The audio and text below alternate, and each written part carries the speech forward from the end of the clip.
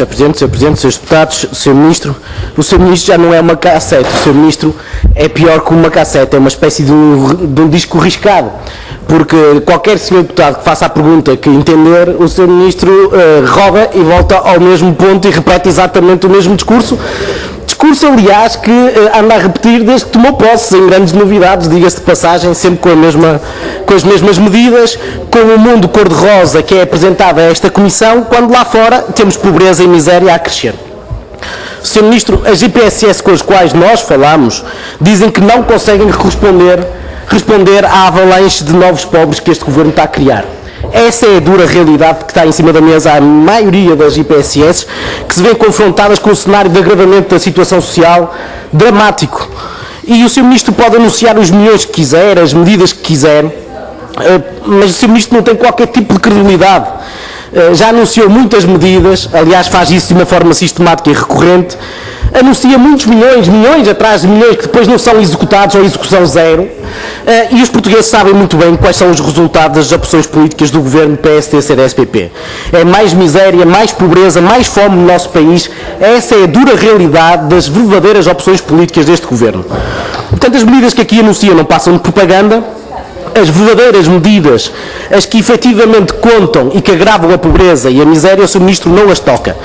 Porque o Sr. Ministro não é o Ministro da Solidariedade ou da Segurança Social.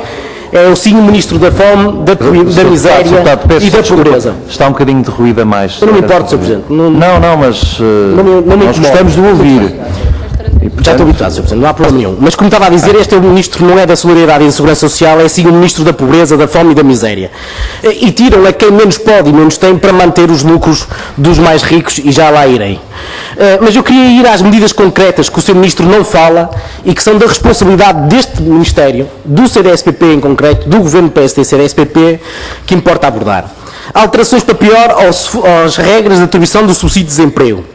Decreto-Lei 64/2012, Orçamento de Estado de 2012, menos tempo de duração do subsídio de desemprego, menos dinheiro nos seus montantes, isto é, um corte brutal naquilo que é proteção social no desemprego, o que atira milhares de pessoas para a fome e para a miséria.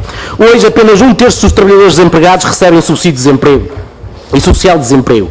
São 420 mil trabalhadores que recebem estas prestações e nós temos hoje um cenário em que temos 1.500.000 trabalhadores desempregados. A prestação de subsídio de desemprego caiu para 488 euros. Quer dizer, o valor nominal da prestação de subsídio de desemprego tem vindo a cair sucessivamente à custa do CDS-PP. Uma outra medida de insanidade social, o corte de 5% no subsídio de doença e 6% no subsídio de desemprego. Ó Sr. Ministro, não é a leitura troncada que fez do acórdão do Tribunal Constitucional que é rigorosa. O Tribunal Constitucional disse que é inconstitucional num pedido de fiscalização e nesta questão concreta suscitada pelo pedido de fiscalização que o PCP também subscreveu, que é a violação do princípio da dignidade humana que estava em causa.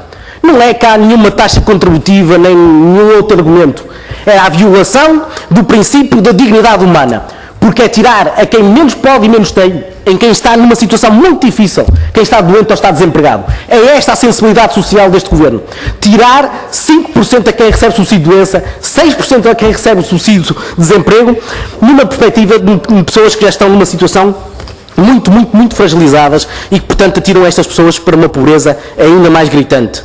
É o Ministro da Solidariedade e da Segurança Social que congela o indexante dos apoios sociais.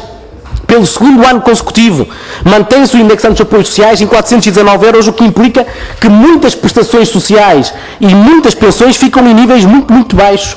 É este o CDS-PP que promove uma lei dos despejos que tira para a rua milhares e milhares de idosos a curto ou a médio prazo. É este o Governo PSD-CDS-PP, com responsabilidades particulares do CDS-PP, que promove alterações ao Decreto-Lei 133/2012 e 13/2013, que alteram significativamente um conjunto de prestações sociais.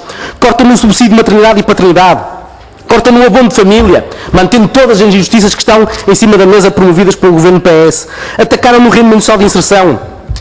Desde o valor médio baixou para 84 euros quando era de 90. E desde que entrou em funcionamento estas novas regras que citei, 66 mil pessoas perderam o rendimento social de inserção.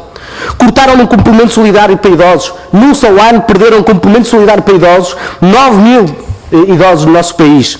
O subsídio de doença foi reduzido de 65% do rendimento do salário para 55%. E até no subsídio por morte cortam. Depois, o Sr. Ministro faz sempre o mesmo número da valorização das pensões e das reformas. Importa dizer, Sr. Ministro, que o Sr. Ministro, este Governo, congelou a grande parte das pensões, atualizaram algumas das pensões mínimas.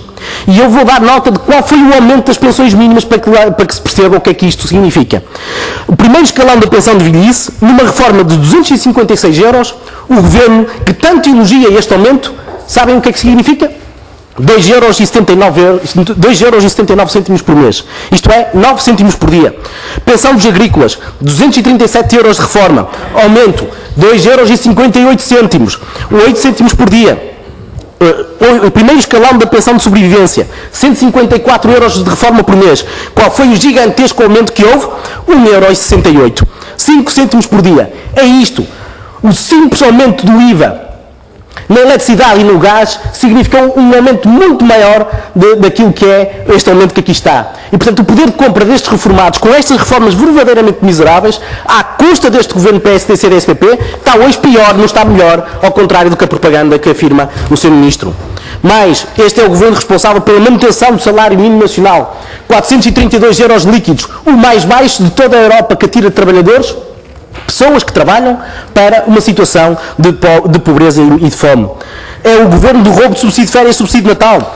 É o roubo, é o corte no rendimento de trabalho por via dos impostos ou por via de alterações à legislação laboral. É este o governo que ataca os serviços sociais fundamentais que vão piorar a exclusão social no nosso país. E, portanto, estas eram as medidas, respondendo aqui ao desafio do deputado Artur Rego, que não está cá neste momento, das alternativas, são este conjunto de medidas que importa combater e apresentar propostas em sentido inverso. Era isso que o PCP faria imediatamente. Combater esta degradação do sistema de proteção social, que é verdadeiramente um crime social.